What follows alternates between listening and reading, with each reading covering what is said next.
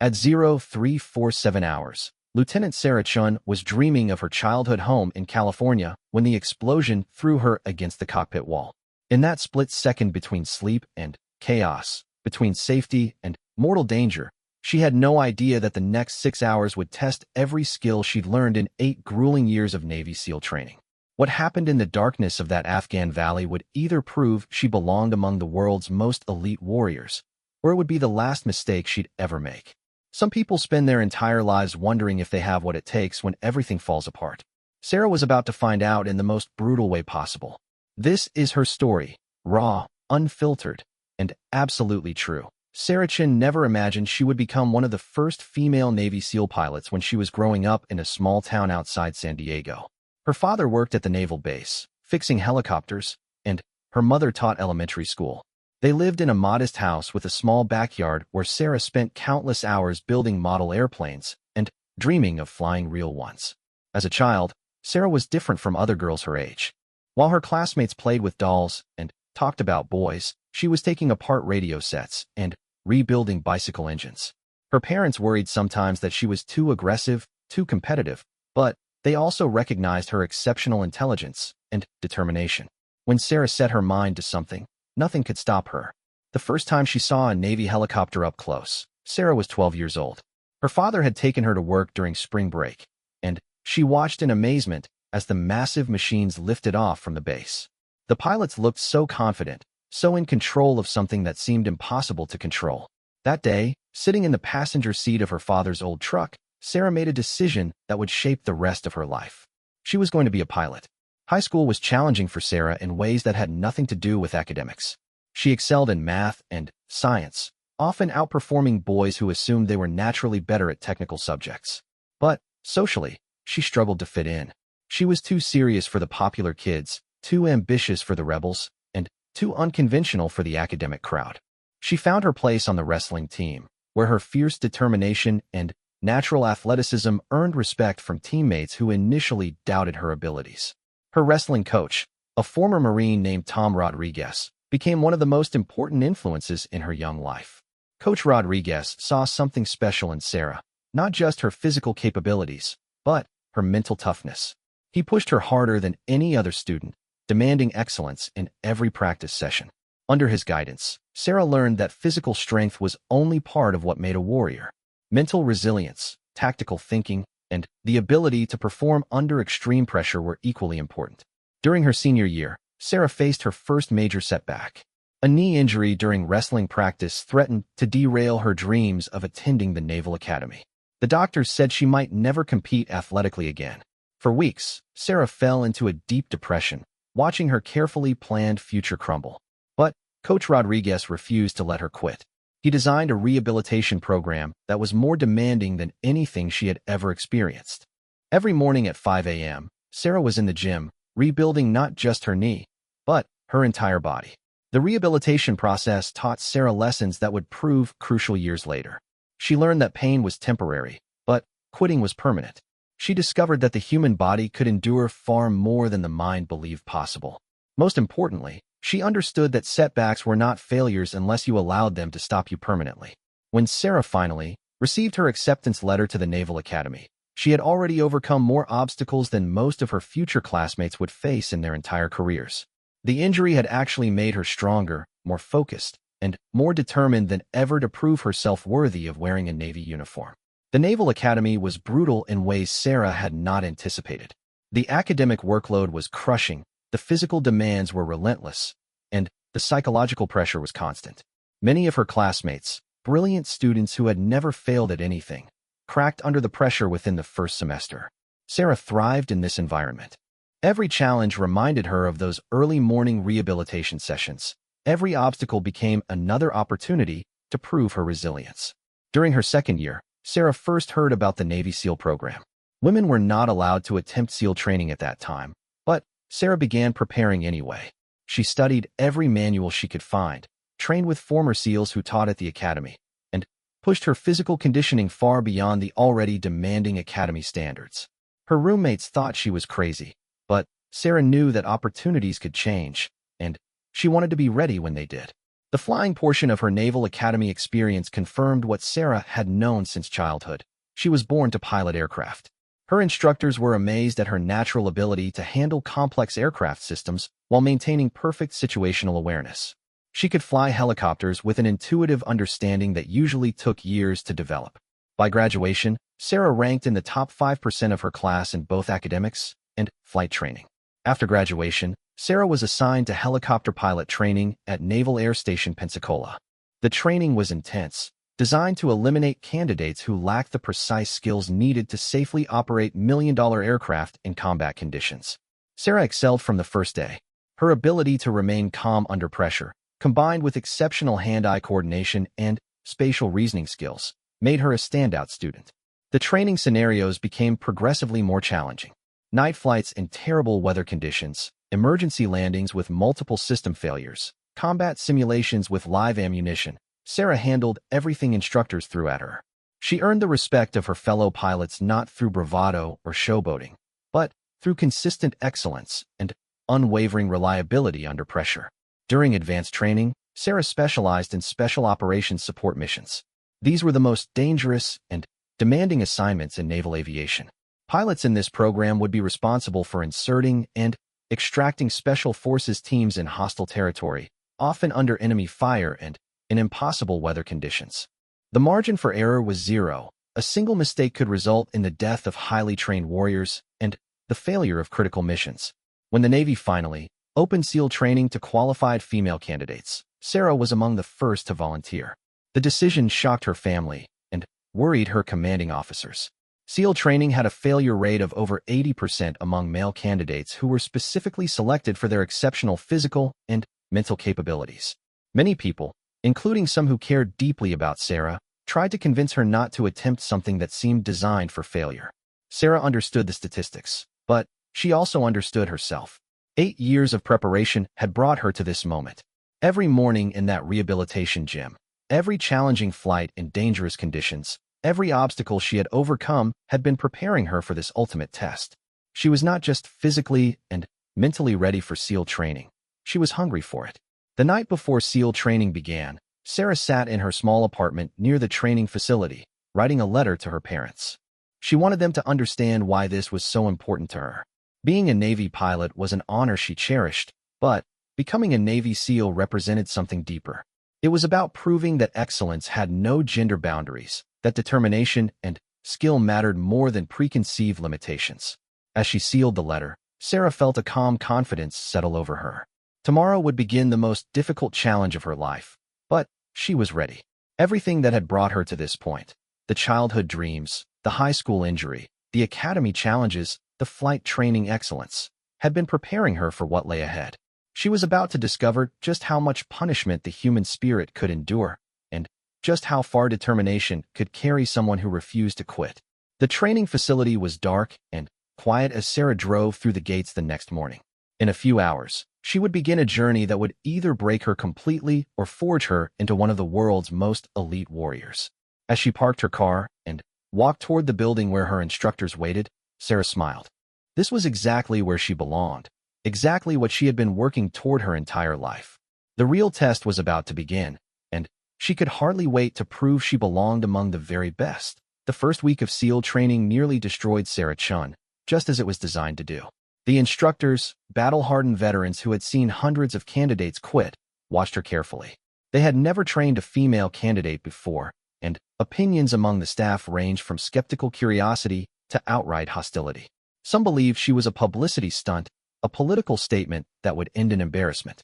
Others wondered if she might actually have what it took to earn the trident.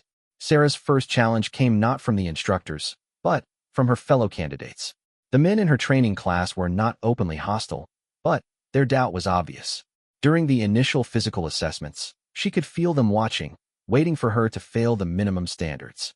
When she not only met, but exceeded the requirements for push-ups, pull-ups, and swimming endurance, the atmosphere shifted slightly.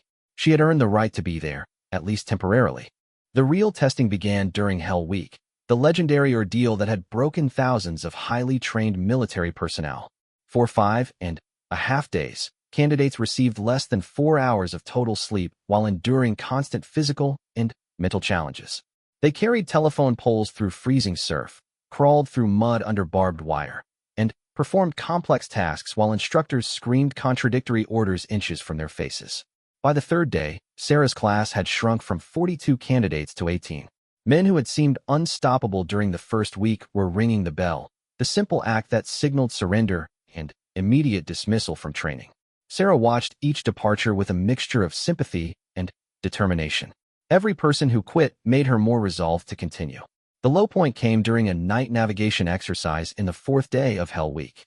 Candidates were required to swim 2 miles in ocean water while carrying full gear, then locate specific coordinates on a beach using only basic compass skills. The water temperature was 52 degrees, cold enough to cause hypothermia in strong swimmers. Sarah had always been an excellent swimmer, but the combination of exhaustion, cold, and heavy equipment pushed her to her absolute limit. Halfway through the swim, Sarah began experiencing the early stages of hypothermia. Her thinking became foggy, her coordination deteriorated, and, for the first time since training began, she seriously considered quitting. The bell would end her suffering immediately. She could return to flying helicopters, an honorable career that would satisfy most people's definition of success. No one would blame her for attempting something that 90% of male candidates failed to complete. As these thoughts filled her mind, Sarah remembered a conversation with Coach Rodriguez years earlier.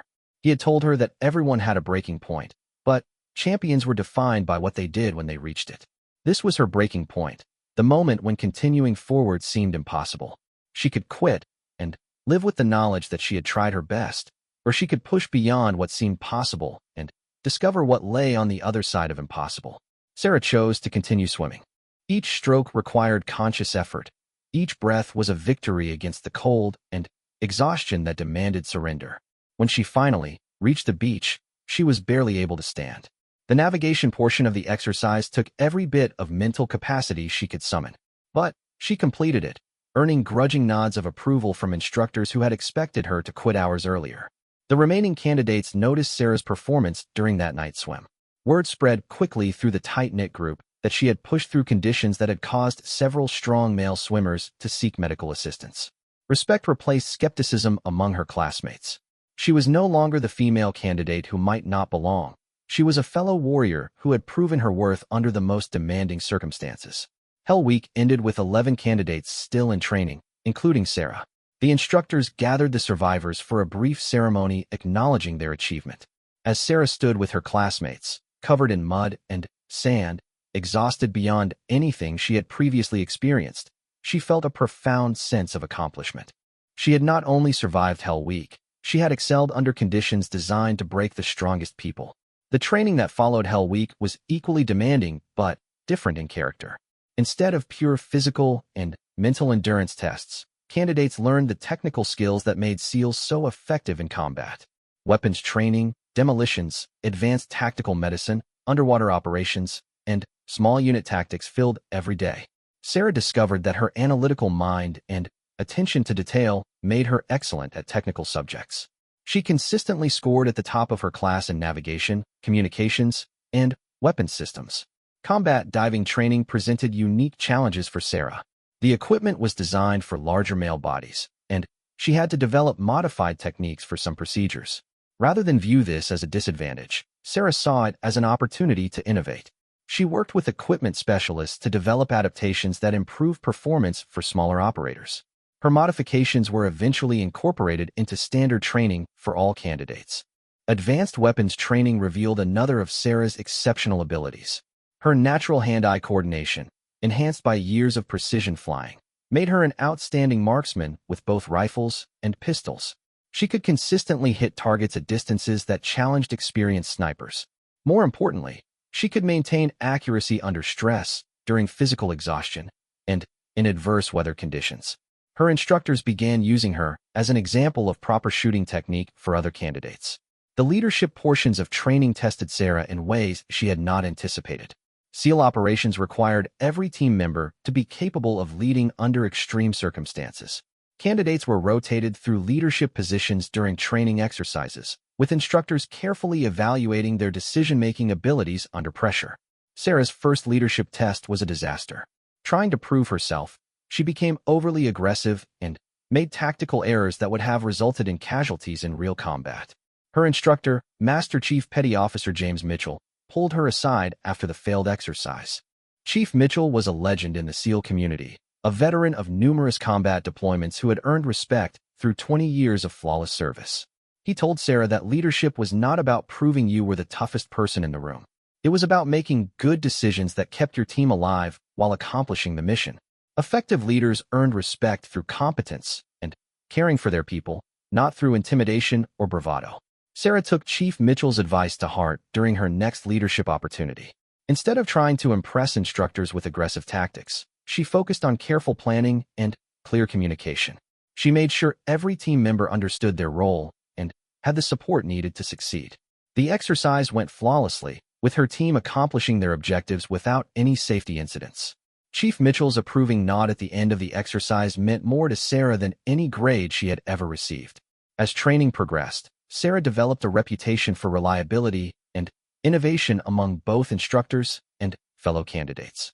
When equipment failed or conditions became unexpectedly challenging, she remained calm and found creative solutions. Her background as a pilot gave her unique perspectives on tactical problems, and she frequently suggested approaches that others had not considered. The final phase of training focused on advanced special operations techniques. Candidates learned to operate in hostile territories, conduct reconnaissance missions, and coordinate with other military units. These exercises took place in realistic environments designed to simulate actual combat conditions. Live ammunition was used, adding genuine danger to the already challenging scenarios. During one particularly complex exercise, Sarah's team was tasked with conducting a nighttime reconnaissance mission in mountainous terrain. The weather was terrible, with driving rain and near-zero visibility. Standard procedures called for canceling the exercise, but Sarah argued that real combat missions could not be postponed due to weather. She convinced instructors to allow her team to proceed using modified techniques she had developed based on her aviation experience. The mission was successful beyond expectations. Sarah's team gathered all required intelligence while maintaining perfect stealth throughout the operation. Her ability to navigate in impossible visibility conditions, using skills learned during night helicopter flights, allowed the team to accomplish objectives that other teams had failed to complete under similar conditions. The exercise became a case study taught to future classes.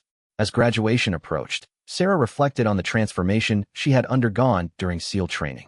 She had entered as an accomplished pilot with high confidence in her abilities. She was leaving as someone who understood that personal limits were largely self-imposed barriers that could be overcome through proper preparation and unwavering determination. The training had not just made her physically stronger and technically more skilled. It had fundamentally changed how she viewed challenges and obstacles. On graduation day, Sarah stood with 7 other candidates who had completed the entire program. Of the original 42 who had started, only 8 had persevered through every test and challenge. As she received her SEAL Trident, the symbol worn by fewer than 3,000 people in the world, Sarah thought about the journey that had brought her to this moment. Every setback, every moment of doubt, every impossible challenge had been preparing her for the responsibilities she was about to accept. Chief Mitchell approached Sarah after the ceremony. He told her that in 20 years of SEAL training, he had never seen a candidate show more determination or develop more quickly as a leader. Her performance had changed his perspective on what was possible, and he was confident she would excel in whatever assignments awaited her. Coming from a man whose approval was nearly impossible to earn, his words meant everything to Sarah. As she packed her belongings that evening, Sarah received orders for her first assignment as a Navy SEAL pilot. She would be deploying to Afghanistan in 6 weeks to support special operations missions in one of the world's most dangerous regions. Instead of feeling nervous about the challenges ahead, Sarah felt eager to finally put her training to use in service of her country. She had proven she belonged among the world's elite warriors. Now it was time to discover what she could accomplish when everything she had learned was put to the ultimate test in real combat operations. Afghanistan hit Sarah Chun like a physical blow the moment she stepped off the transport plane at Bagram Airfield. The heat was crushing, the air was thick with dust that coated everything, and the constant sound of helicopters and fighter jets reminded everyone that this was a war zone where death could arrive without warning. As she gathered her gear and looked around at the sprawling military base, Sarah felt a mixture of excitement and soberness that would define her entire deployment. Her first briefing took place in a windowless concrete building that served as the Special Operations Command Center. The walls were covered with maps marked with red zones indicating areas of heavy enemy activity. Intelligence photos showed Taliban positions, improvised explosive device locations, and terrain features that could provide cover for hostile forces. The briefing officer, a tired-looking colonel with multiple combat deployments, explained the reality of operations in this region. The Taliban controlled most of the territory outside the major bases. They had sophisticated weapons, extensive tunnel systems, and detailed knowledge of every valley and mountain pass. American forces operated in small teams, often deep in hostile territory, with limited backup options. Helicopter pilots supporting these missions faced constant threats from rocket-propelled grenades, heavy machine guns, and portable surface-to-air missiles. The enemy was experienced, motivated, and absolutely willing to die fighting American forces. Sarah's helicopter was a modified Black Hawk equipped with advanced electronics and defensive systems. The aircraft could carry a full SEAL team with their equipment, but it was also vulnerable to the weapons commonly used by Taliban forces.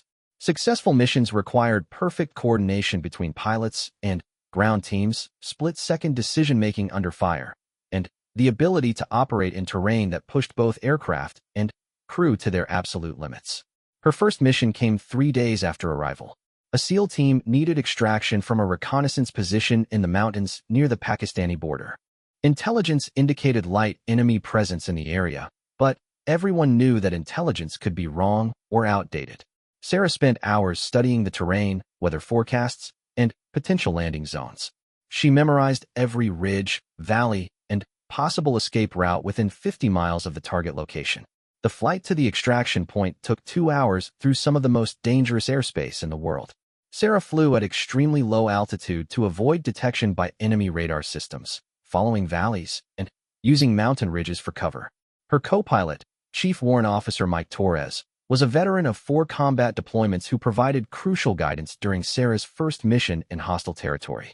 As they approached the extraction coordinates, Sarah could see muzzle flashes in the valley below. The SEAL team was under fire and needed immediate evacuation. There was no secure landing zone. Sarah would have to set down on a rocky slope while enemy forces attempted to shoot down her helicopter. This was exactly the type of scenario she had trained for, but the reality was more intense than any simulation could replicate. Sarah brought the helicopter down in a steep approach that minimized exposure time to enemy fire. Bullets struck the aircraft's armored hull as the SEAL team sprinted toward the landing zone. The team leader, Lieutenant Commander David Park, was carrying a wounded teammate who could not run on his own. Sarah held the helicopter in position while rounds impacted around them, trusting her aircraft and her training to keep everyone alive. The extraction took less than 2 minutes, but it felt like hours. As soon as the last SEAL was aboard, Sarah pulled the helicopter up and away from the valley, using terrain features to break contact with the enemy forces below. The wounded SEAL received medical attention during the flight back to base, and Sarah learned that her quick thinking and precise flying had prevented what could have been a catastrophic situation. Lieutenant Commander Park found Sarah after they landed. He told her that he had worked with dozens of helicopter pilots during his career, and her performance under fire was exceptional. The extraction had been perfectly executed under extremely dangerous conditions. His praise meant everything to Sarah because it came from someone who understood the realities of combat operations. Over the following weeks, Sarah flew numerous missions supporting SEAL operations throughout the region. Each mission presented unique challenges: night insertions in terrible weather, medical evacuations under fire, resupply runs to isolated outposts. She developed a reputation among the SEAL teams for being completely reliable under any conditions. When other pilots might hesitate due to weather or enemy activity, Sarah found ways to complete the mission safely. The most challenging mission of her deployment came 6 weeks after her arrival. Intelligence had located a high-value Taliban leader in a remote valley that was considered a stronghold for enemy forces. The target had been responsible for numerous attacks on American forces and was planning a major operation against coalition bases. A SEAL team would conduct a raid to capture or kill him, requiring Sarah to insert the team and remain on standby for immediate extraction if the situation deteriorated. The target location was 3 hours from the nearest friendly forces, surrounded by mountains that limited escape routes. The Taliban had surface-to-air missiles in the area, making helicopter operations extremely dangerous. Weather forecasts called for thunderstorms and low clouds that would make flying nearly impossible. Several senior officers suggested postponing the mission, but intelligence indicated the target would leave the area within 24 hours. Sarah studied every aspect of the mission during the planning phase. She identified alternate landing zones, planned multiple escape routes, and coordinated with the SEAL team on communication procedures. The aircraft was loaded with extra fuel and ammunition, and Sarah conducted extensive pre-flight checks to ensure every system was operating perfectly. This mission would test everything she had learned about flying in combat conditions. The insertion went flawlessly despite terrible weather conditions. Sarah navigated through mountain valleys in near-zero visibility, using instruments and terrain-following radar to avoid hitting ridgelines. The SEAL team fast-roped to the ground in complete darkness, and Sarah immediately departed the area to avoid compromising their position. She would orbit at a distance, monitoring radio communications, and ready to provide support if needed. The SEAL team moved through the target area with perfect stealth, using night vision equipment and specialized techniques to avoid detection. They located the target compound and began surveillance to determine the best approach for capture. Sarah monitored their progress while flying patterns designed to confuse any enemy forces that might be tracking aircraft movements in the region. Everything went wrong simultaneously at 0347 hours. The SEAL team's position was compromised by a Taliban patrol that stumbled upon their observation post. A fierce firefight erupted as the SEALs attempted to reach their primary extraction point. At the same moment, Sarah's helicopter came under attack from multiple surface-to-air missile systems that had been moved into the area during the night. Sarah found herself fighting for survival while simultaneously trying to support the endangered SEAL team. Enemy missiles streaked past her aircraft as she maneuvered through the valleys, using every defensive technique she had learned. Her aircraft's countermeasure systems were working overtime, dispensing flares and chaff to confuse incoming missiles. The terrain that had provided concealment during the insertion now became a deadly maze of ridgelines and narrow passes. The SEAL team was pinned down and taking casualties. Their radio calls became increasingly desperate as ammunition ran low and enemy forces surrounded their position. Sarah realized that standard extraction procedures were impossible under these conditions. The primary landing zone was under heavy fire, alternate sites were blocked by enemy forces, and her aircraft was being targeted by sophisticated weapon systems. This was the moment Sarah had been preparing for her entire life. Every hour of training, every challenge she had overcome, every impossible standard she had met was preparation for this critical decision. She could attempt a conventional extraction that would likely result in the loss of her aircraft and crew, or she could try something that had never been attempted before, something that would require flying skills and tactical innovation at the absolute limits of human capability. Chief Torres looked at Sarah as enemy fire intensified around their aircraft. He had been in similar situations before and understood the terrible mathematics of combat. Sometimes there were no good options, only choices between different types of catastrophe. Sarah's decision in the next few seconds would determine whether everyone lived or died. The expression on her face told him everything he needed to know. She was not going to abandon the SEAL team, regardless of the personal risk. As Sarah began her approach toward the besieged SEAL team, she was already calculating angles, timing, and distances for a rescue attempt that existed only in her imagination. She would have one opportunity to save her teammates. If she succeeded, it would be remembered as one of the greatest feats of flying in military history. If she failed, everyone would die in the mountains of Afghanistan, and their families would receive folded flags and carefully worded letters explaining their sacrifice. The radio crackled with Lieutenant Commander Park's voice, calm despite the desperate circumstances surrounding his team. He gave Sarah the precise coordinates of their position and warned her about the intensity of enemy fire converging on their location. His final transmission before she began her approach was simple and direct. "We're counting on you, Sarah. Bring us home." As Sarah pushed the helicopter toward the enemy-controlled valley, she felt the same calm determination that had carried her through every challenge in her life. This was what she had trained for, what she had sacrificed for, what she had dreamed about since childhood. In the next few minutes, she would either prove that all of her preparation had been worthwhile, or she would die attempting something that everyone would remember as heroic, but impossible. The explosion that had awakened Sarah in her sleeping quarters came from a rocket-propelled grenade that detonated 20 feet from her aircraft. The blast wave threw her against the cockpit wall and filled the cabin with smoke and debris. For a moment, Sarah's vision blurred and her hearing became muffled, but years of training took over before conscious thought could process what had happened.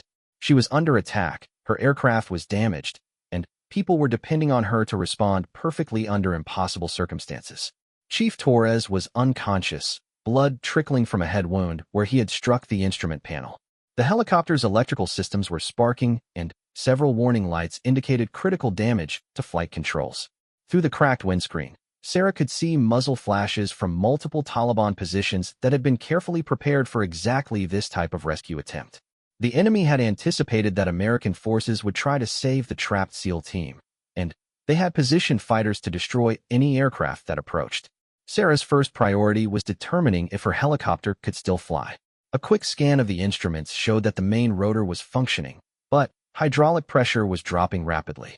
She had perhaps 10 minutes of controlled flight before the aircraft became uncontrollable. The radio was crackling with urgent transmissions from the SEAL team, who were taking heavy casualties while waiting for extraction from their exposed position. Lieutenant Commander Park's voice came through the static with forced calm that barely concealed desperation. His team had been fighting continuously for 40 minutes. They were down to their last magazines of ammunition, and enemy forces were closing in from 3 directions. 2 SEALs were seriously wounded and could not move without assistance. The primary extraction point was completely compromised, and alternate landing zones were either under fire or blocked by enemy positions. Sarah made a decision that violated every safety protocol she had ever learned. Instead of aborting the mission and attempting to reach friendly territory before her aircraft failed completely, she would continue the rescue operation using flying techniques that existed only in her imagination. She had one advantage that the Taliban fighters could not anticipate. They had never faced a pilot with her unique combination of skills, desperation, and absolute refusal to abandon teammates. The terrain around the SEAL team's position was a nightmare for helicopter operations. Steep ridgelines created wind currents that could slam an aircraft into the ground without warning. The valley floor was littered with boulders that would destroy landing gear and rotor blades. Normal approach routes were covered by enemy weapons that could destroy aircraft long before reaching the landing zone. Sarah would have to fly her damaged helicopter through conditions that would challenge a perfect aircraft with a full crew. As Sarah began her approach, she pushed the helicopter to performance limits that the manufacturers had never intended. She used the damaged aircraft's weight and modified flight characteristics to her advantage, flying in ways that confused enemy gunners who were trying to track her movement. The helicopter became an extension of her will, responding to control inputs with precision that seemed impossible given the extent of battle damage. The first part of her plan required flying directly toward the strongest enemy position while staying below the ridgeline that protected the SEAL team. Taliban fighters would concentrate their fire on what appeared to be a conventional attack, exposing their positions while Sarah gathered intelligence on their exact locations. As tracers filled the air around her aircraft, she memorized the position of each weapon that revealed itself through muzzle flashes. Sarah pulled the helicopter up and over the ridge in a maneuver that defied physics and probability. The damaged aircraft shuddered and groaned as she pushed it through flight attitudes that stressed every component beyond design limits. Enemy fire followed her trajectory, but she was moving too fast and too unpredictably for accurate shooting. As she crested the ridge, Sarah could see the SEAL team's position for the first time. The situation was worse than radio reports had indicated. The SEALs were trapped in a small depression that provided minimal cover from enemy fire converging from elevated positions. 2 wounded teammates were being protected by the others, who were rapidly running out of ammunition and options. Enemy forces had positioned themselves to make any rescue attempt suicidal for both the ground team and any aircraft that attempted extraction. Sarah's plan required perfect timing and execution that would give her teammates exactly one opportunity for survival. She would use her aircraft as bait to draw enemy fire away from the SEAL team, while simultaneously creating confusion that would allow them to reach an improvised landing zone. The technique had never been attempted before because it required flying skills and tactical thinking beyond normal human capabilities.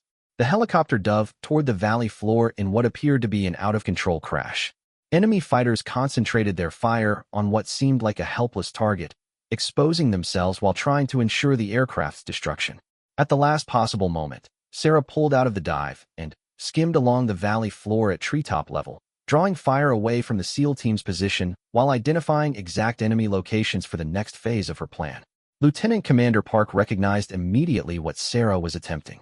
Without radio communication, he began moving his team toward a position where extraction might be possible if Sarah could execute the most dangerous phase of her plan. The wounded SEALs were carried by their teammates as the entire team moved under cover of Sarah's diversionary attack. Every member understood that their survival depended on perfect coordination with flying that pushed beyond the boundaries of possibility. Sarah brought the helicopter around in a wide circle that used terrain features to break enemy contact temporarily. During those few seconds of relative safety, she assessed the damage to her aircraft and calculated the precise timing needed for the final approach. Hydraulic fluid was dripping steadily from damaged systems, and engine temperature was rising above safe operating limits. She had perhaps 5 minutes before total aircraft failure made controlled flight impossible. The final approach required Sarah to fly through a narrow canyon that channeled enemy fire from multiple directions while landing on terrain that had never been intended for helicopter operations. She would have to set down on a slope covered with loose rocks while under fire from weapons that could destroy her aircraft with a single hit.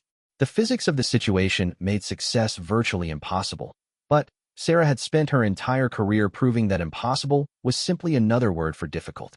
Chief Torres regained consciousness as Sarah began the final approach.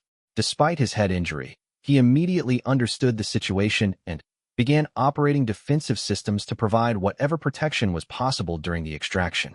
His hands moved across switches and controls with automatic precision, while Sarah concentrated entirely on flying through conditions that would have been challenging for a perfect aircraft with a full crew. Enemy fire intensified as Sarah entered the canyon leading to the improvised landing zone. Tracers streaked past the windscreen while explosive rounds detonated around the aircraft. The helicopter shuddered as bullets struck non-critical components, and warning lights indicated multiple system failures. Sarah compensated for each new problem without conscious thought, her training and instincts allowing her to fly an aircraft that should no longer have been controllable. The SEAL team reached the extraction point just as Sarah's helicopter touched down on the rocky slope. The aircraft bounced and slid sideways as loose stones shifted under the landing gear. Enemy fire was impacting all around them as the SEALs sprinted toward the open cabin door. Lieutenant Commander Park and another SEAL carried their wounded teammates while the rest of the team provided covering fire against Taliban positions that were closing in rapidly. Sarah held the helicopter steady on terrain that tried to pull it sideways into the rocks. The aircraft was balanced on the edge of controllability, with damaged systems failing faster than she could compensate for the problems. Each second on the ground increased the probability of catastrophic failure, but she could not lift off until every member of the SEAL team was safely aboard. The last SEAL tumbled through the cabin door just as enemy fire found the helicopter's fuel system. Sarah felt the aircraft shudder as rounds penetrated the fuel tanks, and she knew that they had perhaps 60 seconds before the helicopter became a fireball. The takeoff would require climbing out of the canyon while under fire from multiple directions, using an aircraft that was disintegrating around them. Sarah pulled the helicopter off the ground in a climb that defied every law of aerodynamics and engineering. The aircraft rose through enemy fire while systems failed in sequence, each component pushed beyond its design limits. The wounded aircraft climbed toward the canyon rim with determination that matched Sarah's refusal to accept defeat under any circumstances. As they cleared the canyon rim, Sarah could see friendly aircraft approaching from the direction of the main base. The rescue mission had taken over an hour, but reinforcements were finally arriving to provide cover for their escape. The most dangerous part of the flight was over, but Sarah's aircraft was barely controllable and losing power with each passing minute. The flight back to base required every bit of skill Sarah possessed.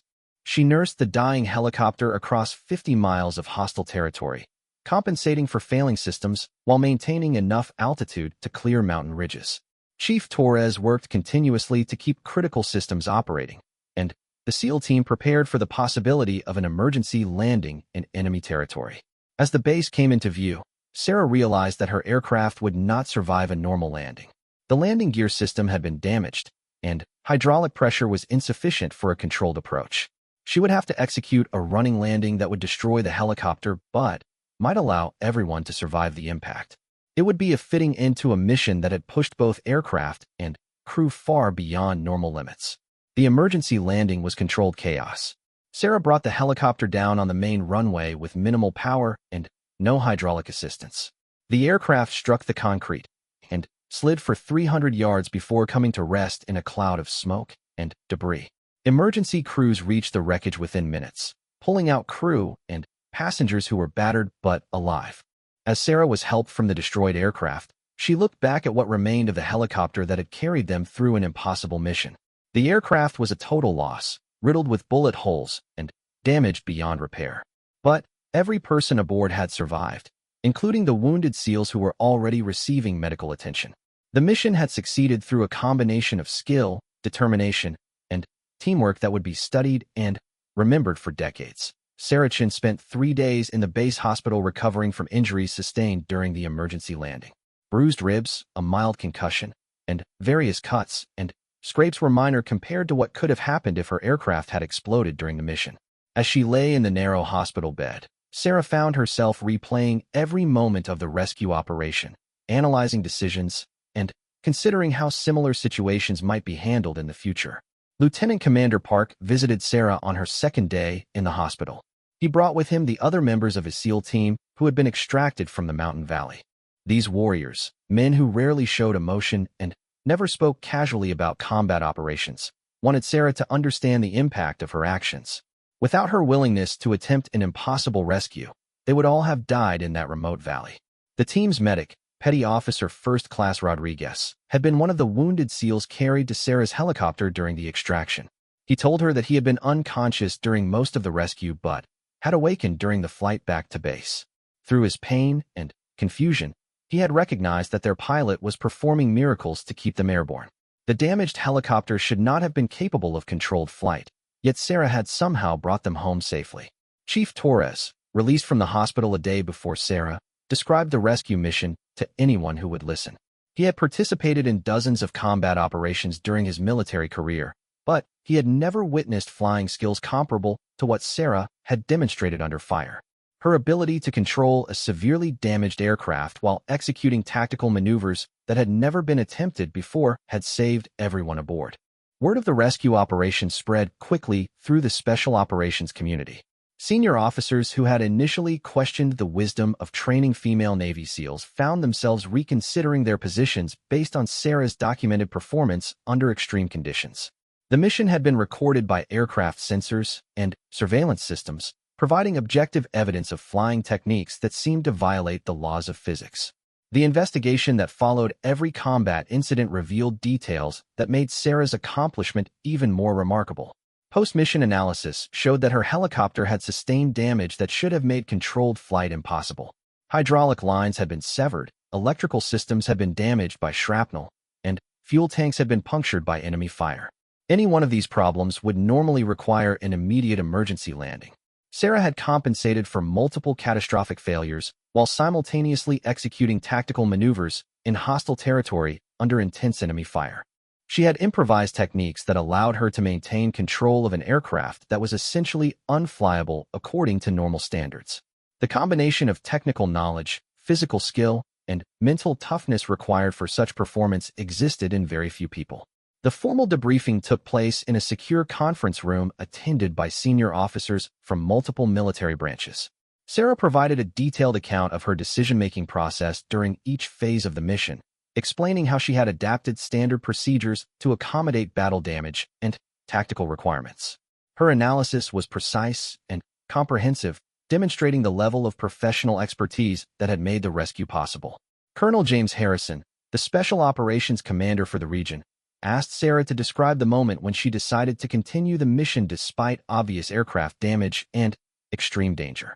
He wanted to understand the mental process that led to such an extraordinary decision under conditions that would have justified immediate withdrawal to safety. Sarah explained that the decision had not been difficult once she understood the situation facing the SEAL team. Professional military personnel accepted risks to accomplish missions and protect teammates. The severity of those risks did not change the fundamental obligation to serve others who depended on her capabilities. Abandoning the rescue operation was never a serious consideration because it would have meant accepting the deaths of people she had trained with and served beside. Her response impressed the senior officers who understood the culture and values of Special Operations Forces. Sarah had internalized the principles that made elite units effective: absolute commitment to mission accomplishment and teammate welfare regardless of personal cost. She had demonstrated these values under conditions that tested them at the most fundamental level. The formal recognition of Sarah's performance took several forms. She was awarded the Distinguished Flying Cross, one of the highest decorations for aerial achievement. The citation accompanying the medal documented her actions and language that conveyed both the technical complexity and moral courage required for the rescue operation. She became the first female Navy SEAL to receive this decoration for combat actions. More important to Sarah than official recognition was the response from her peers in the special operations community. She received messages from SEAL teams throughout the world expressing their admiration for her performance and their confidence in her abilities. These warriors, whose approval was nearly impossible to earn, welcomed her as a full member of their exclusive brotherhood. The rescue mission became a case study taught at military flight schools and special operations training centers. Student pilots learned about Sarah's techniques for controlling damaged aircraft under fire, while tactical planners studied her decision-making process during complex combat operations. Her innovations in helicopter employment were incorporated into standard procedures used by special operations forces. Sarah's deployment to Afghanistan continued for 6 more months after the rescue mission. She flew numerous additional operations supporting SEAL teams and other special operations forces throughout the region. Each mission benefited from the experience and confidence she had gained during the Mountain Valley rescue. Her reputation ensured that the most challenging assignments were directed to her aircraft.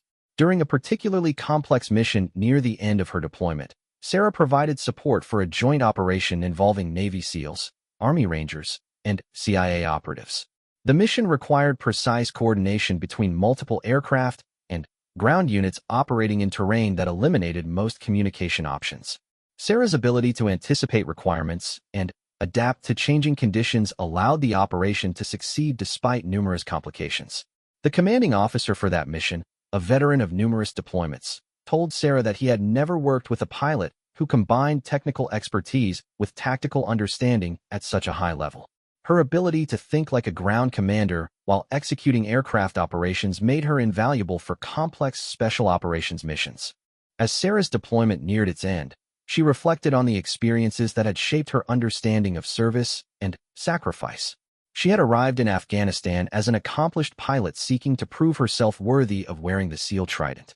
She was leaving as a combat veteran whose skills had been tested under the most demanding circumstances possible. More importantly, she had learned that individual excellence was meaningless unless it served purposes larger than personal achievement. The flight home took Sarah through several military bases where she had trained during her career. At each stop, she encountered people who had heard about her combat operations and wanted to meet the pilot who had redefined what was possible for helicopter rescue missions. Sarah was uncomfortable with the attention, but understood that her visibility was important for women considering military careers. At the Naval Academy, Sarah spoke to female midshipmen about the opportunities and challenges awaiting them in military service. She emphasized that success required preparation, determination, and willingness to accept risks in service of important goals. The audience was inspired by her example, but also sobered by her honest description of the physical and mental demands required for elite military service. Sarah's next assignment took her to the Naval War College, where she was selected to develop new training programs for special operations pilots. Her combat experience and innovative techniques qualified her to teach courses that would prepare the next generation of pilots for missions similar to those she had flown in Afghanistan. The transition from combat operations to academic instruction represented a natural progression for someone of her capabilities. The training programs Sarah developed emphasized decision-making under stress, technical innovation, and the leadership skills required for complex operations. Student pilots learn not just how to fly helicopters, but how to think creatively about tactical problems and adapt standard procedures to unique circumstances.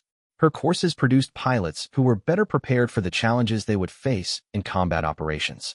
5 years after returning from Afghanistan, Sarah was promoted to lieutenant commander and given command of a special operations aviation unit.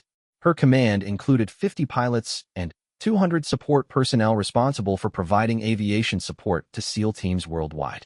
It was an assignment that required both operational expertise and leadership capabilities at the highest level. Under Sarah's leadership, the unit established new standards for safety and effectiveness in special operations aviation. Her emphasis on innovation and continuous improvement produced advances in tactics, techniques, and procedures that enhanced capabilities while reducing risks for aircrew and passengers. The unit became a model for other special operations aviation organizations.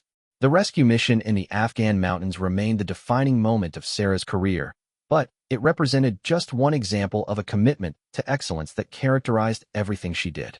Her willingness to attempt the impossible when others depended on her had saved lives and demonstrated principles that inspired countless others to pursue their own highest potential.